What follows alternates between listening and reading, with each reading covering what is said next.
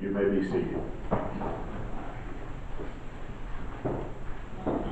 You know, it's no secret that in our day and time, it just doesn't seem like a dollar goes as far as it used to. And so consequently, I saw eggs in the store the other day, over $5 for a dozen eggs. And so when we see the price of things, it's no surprise that people sometimes have to cut back on their spending in various ways.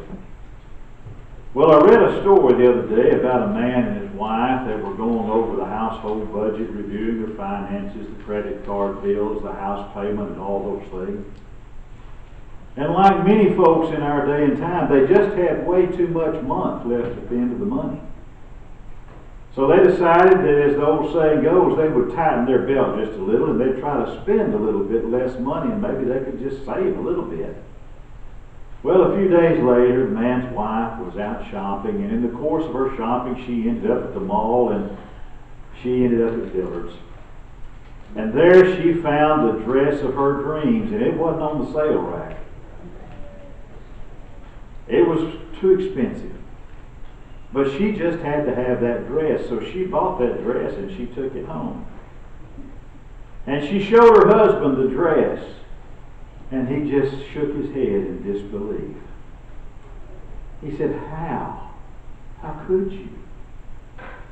After all we have talked about, after all we said the other day about spending less, cutting back, and saving money, how could you do this?" She said, "Well, I was in Dillard's and the devil made me do it." He said, "Well, why didn't you take the Bible's advice? And when the devil said to buy the dress, why didn't you say, 'Get behind me, Satan'?" She said, "I did." And he said, "Oh, you ought to see how it fits in the back." The devil made me do it. You ever watch children play? And at some point when a group of children are playing, something's going to go wrong. Somebody's going to spill something. Something's going to get broken. Somebody's going to get hurt. And when something spills, something gets broken, somebody gets hurt, the next thing you hear is a very shrill cry, "Look what you made me do!" Well, there's a story like that in the long ago. We find it in the Bible. But it involves adults and it doesn't involve children. And if we read the story in a crass and literal fashion, it really doesn't make sense.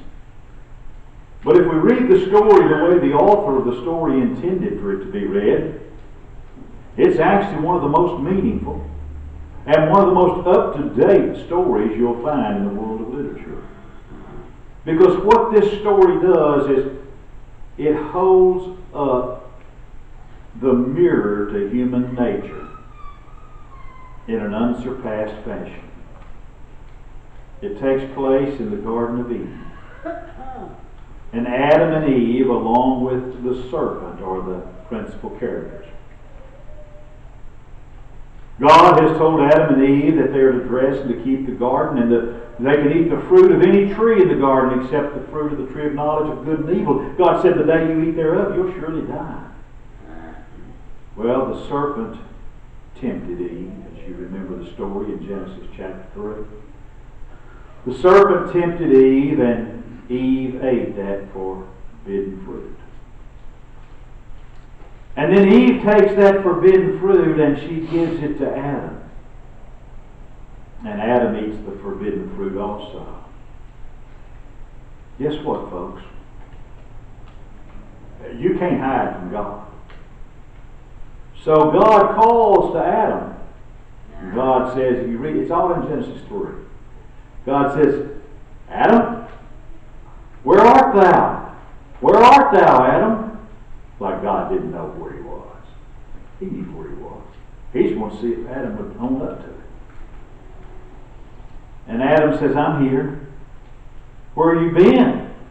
"Well, God, I was naked and I was afraid, and so I hid myself." And God says, "Well, Adam, how did you know you were naked? Have you eaten that fruit, that forbidden fruit I told you not to eat of?" And then Adam speaks the words of our text this morning in Genesis chapter 3 and verse 12. He says, "The woman whom thou gavest to be with me, she gave me of the fruit, and I did it." God, it's not my fault. That woman you gave me, God, she gave me the fruit and I ate it. It's not my fault. Now, it's like Adam saying, look what she made me do. The truth is, every one of us in this room plays the blame game. We've all played the blame game more than once in our life. Whether we've blamed God, blamed the devil, blamed the woman, blamed the man, we have all blamed someone about something. And it's embarrassing, it's shameful, and it's disappointing. But look at Adam in this story. Everybody that reads the story is ready to admit that there's something dreadfully wrong in this story. You read the story to a small child, and even a child is going to see the tragedy in this story of Adam and Eve. The hero of the story, supposedly, Adam's supposed to be the hero, but Adam has failed to be heroic. Adam hasn't measured up to his possibilities. And Adam made a wrong choice. The man is pictured as being placed by God, the Creator, in a garden. And in this garden where God placed Adam, there were choices to be made. God has established parameters that need to be respected. There are certain things He can do and certain things He cannot do. But Adam, and Adam alone, has the power over his own actions. He's standing at the forks of the road, and he has the capacity to choose which direction he's going to go. Eve offers him the fruit, and Adam, the man, given the power of choice, makes a very wrong choice. He has the power to obey. He has the power to disobey. And having that power, he chooses to disobey. And choosing to disobey, he has done wrong. Well, you know what that does? That makes Adam one of our close relatives, doesn't it? Because all of us, at one point or another in our lives, all of us have made wrong choices. All of us at some point in our life have made choices that if we are honest, we will admit we're not proud of them. Paul would write in Romans chapter 3 and verse 12, all have sinned and come short of the glory of God. And when Paul said that, Paul was speaking a universal truth. If we're honest with ourselves and if we're honest with each other and if we're honest before God, we will all admit, we must confess that we have not always done our best. And we have not always been our best. Like Adam in the long ago, sometimes we've made wrong choices. But I want you to look at Adam's conduct. Not only does Adam make a wrong choice, Adam refuses to take responsibility for his wrong choice. How much better would it have been if Adam had just faced his disobedience honestly? How much better would it have been when God said, Adam, did you eat the fruit that I forbid you to eat? If Adam had just said, yes, God, I knew what I should have done. For Adam to have said, yes, God, I had no doubt as to the turn I ought to take. For Adam to have said, yes, God, I must admit I deliberately chose the wrong path. It would have been so much more noble of Adam to hear him say, Adam, God, I did the wrong thing. And I have no one to blame for my shameful conduct but myself. But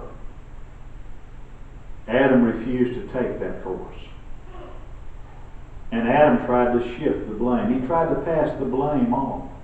He said, the woman that you gave me, Lord, she gave me the fruit and I ate it.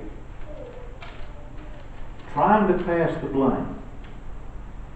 In doing this, Adam becomes guilty of a practice that has become almost universal in our world. Ask Adam. Adam, why did you do wrong? Adam, why did you disobey God? And he'll say, well, it ought to be as plain as the nose on your face. Anybody ought to be able to see why I did it. I did it because of Eve. It's her fault. She's the one. She ate fruit, and she gave it to me. You can just hear, I'm not at fault in this, God. I'm not to blame. It's Eve's fault. You actually read the story, not only is Eve to blame for Adam's failure, but since Eve was God's gift, Adam's trying to place the final blame on God himself. Now Adam says, it was Eve, Lord. She's the one. She messed it up. But you gave her to me, Lord. So, Lord, it's really all your fault that I messed up. Folks, in that same way, men and women have blamed God for sin all through the centuries. How many times have you heard this? Or something similar to this? Well, if God didn't intend for me to live this way, why did He give me the hot passions that run in my blood? Well, yeah, I may be a filthy person, but God made me that way. You ever heard somebody say something kind of like that? Well, I'm not to blame for the way I am. God made me this way. It's God's fault, not mine. So there it is. Men and women are not to blame for their sin. They will freely tell you that. The clay of which I'm made is responsible for my sin. The tempting serpent is to blame for my sin. But God is most to blame because God made me the way that I am. You actually listen to people and break it down to its simplest terms. And when you see someone do something wrong, everything and everybody is to blame except the sinner himself. And folks, this passing of the blame, it's almost universal. It's a story that runs throughout the Bible of blaming somebody else. One of my favorite stories is back when the children of Israel were escaping from Egyptian bondage. They're wandering in the wilderness, and Moses goes up Mount Sinai, the mountain of God, to get the Decalogue. And Moses takes longer coming back from the mountain than the children of Israel think he should. And they're ready to appoint a captain and have idols and go back to Egypt because they're remembering the flesh pots and the leeks and the garlics and all the things. They've forgotten the whips and the bricks, and Egypt just looks so wonderful in retrospect. And so they talked to Aaron, and Aaron said, well, we'll build a golden calf. He says, bring me all your jewelry. And they bring Aaron all their gold jewelry, and they put it into the fire, and they melt it down. And when it's melted down, they make a golden calf, an idol for them to worship. And Moses comes down from the mountain. And Moses sees the golden calf, and he looks to Aaron and says, what is this? And Aaron said, well, the people brought their jewelry, and we put it in the fire, and amazingly out comes this golden calf. It just happened. Aaron's not going to own up to the fact that he told them to do it, you see. Or then there's another place over in 1 Kings chapter 20 where a man is assigned to guard a dangerous prisoner. A man that the king has appointed to utter destruction, and the prisoner escapes. And the servant that was responsible for him, that was guarding him, they said, what happened? He said, well, as thy servant was busy here and there, he was gone. It's not my fault. I had so many other duties to attend to and so much other going on, and I was just trying to multitask, and he just got away from me. I'm sorry. We've got to learn to accept responsibility for ourselves. We've got to learn to accept responsibility for our own actions. This is going to sound harsh. I don't mean for it to sound harsh, but I mean to speak the truth. And that is this: the man or woman who passes the blame to someone else is usually lying. When Adam placed the responsibility for his failure upon Eve and then upon God, Adam wasn't telling the truth. When Aaron said he was not to blame for making the golden calf, he wasn't being truthful. The soldier who declared he was too busy to take care of his duties stated a falsehood. Generally speaking, the better we are at making excuses, the worse we are at telling the truth. That woman who passes the blame is generally a wrongdoer and a liar. And yet we go on. We go from generation to generation making excuses that are as childish as they are false. But don't we find that we often have such an easy explanation, especially for our decent and respectable sins, like being high-strung or being high-tempered? Well, yes, I must admit I am a bit irritable and hard to get along with sometimes. Yeah. Well, yes, now and then I do make a horrible scene, but I'm not to blame. You see, it's in my DNA. My grandfather had a really terrible temper. You ever heard somebody say something like that? Or, well, I know I've got a bad temper. I know I'm irritable, but I had a step-aunt twice removed on my next-door neighbor's side of the family, and that's the reason I'm the way I am. And I'm tired, and I'm overworked, and just on and on and on and on. And we even offer alibis when we neglect our duty. I have found, and I'm not proud of it, but I've found that the older I get, the fewer filters I sometimes have. And sometimes that's not a good thing. If my mother was alive and you asked her, she'd say, I never had filters to start with. But I really did at one time. But not long ago I had somebody say, well, I just don't see any need to come to church. He said, churches are full of nothing but hypocrites. And I won't say the devil made me do it. I won't say it's Norma's fault. It was all my own idea. I just looked him right in the eye and said, well, come on and join us. There's room for one more. He almost acted offended, Leon. Well, I don't need to go to church. I'm as good as most of the people down there are. That's not what God's telling us it's all about. Well, I'm too busy, and on and on and on. You get the list of excuses. Failing to take responsibility for our actions, my friends, is not just for respectable sinners. The further down the hill we go, the less likely we are to blame ourselves. And the deeper we sink, the greater our skill comes in making excuses. That person that makes excuses, not only are they telling a falsehood, they're cowards. Why did Adam not face frankly, squarely the fact of his sins? Why did Adam not blame himself? Because he was afraid. He was afraid of God. And then perhaps his greatest fear was of himself, because he has to live with himself. Adam passed the blame because he did not have the courage to face the facts about Adam. It was cowardice, pure and simple. When we pass the buck, when we pass the blame, little by little, almost imperceptibly, it tends to put out our eyes, cloud our vision, and desensitize us. No matter how conscious we might be of our own sin, no matter how conscious we might be of our own wrongdoing,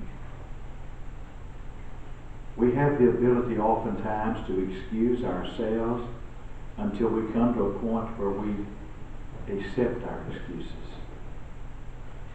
And we actually become blameless in our own eyes. Now, friends, we can't deceive ourselves to the point that we believe our own excuses. That's what Pilate did when he symbolically washed his hands and he said, "I'm free from the blood of this just man." Pilate was trying to regain some of his lost self-respect. Constantly passing the blame. We close the door of all moral improvement right in our faces.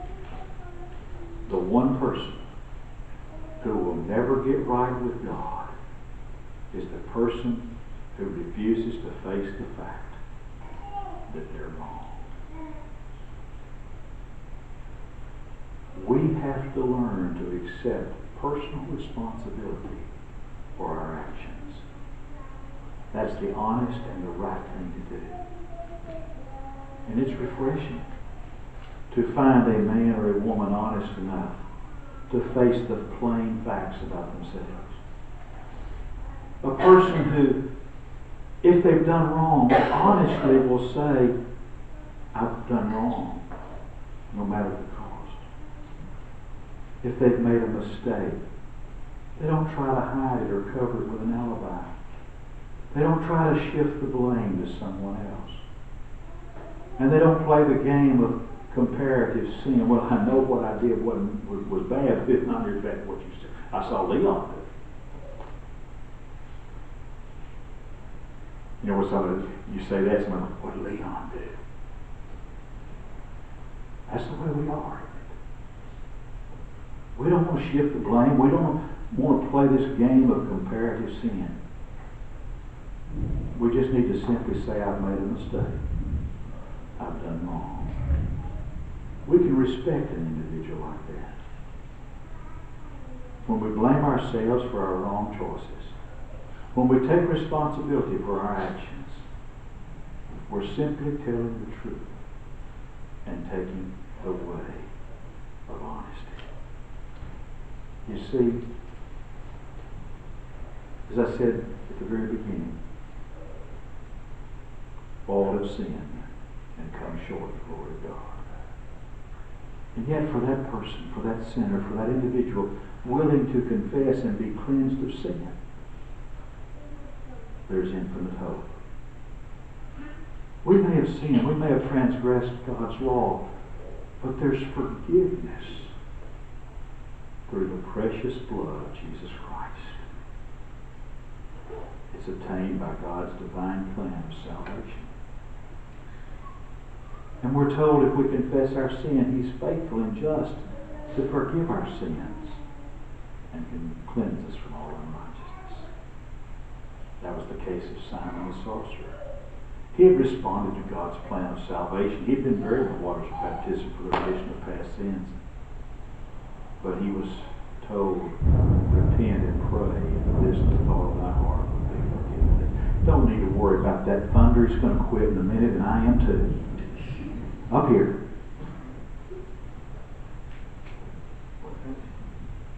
More often than not, our sin is private. It's between us and God. Sometimes that sin's public in nature. Folks know about it. And the influence of the church is jeopardized because of it. Is there something standing between you and God this morning? Is there something that keeps your heart from being right with God today? Is there something that we can do to help you make your heart right with God? Whether it's putting the Lord on in baptism or having brothers and sisters pray with you for you. Whatever the need of your life to make your life right with God is, if we can help you with that, we'll invite you to come as we stand.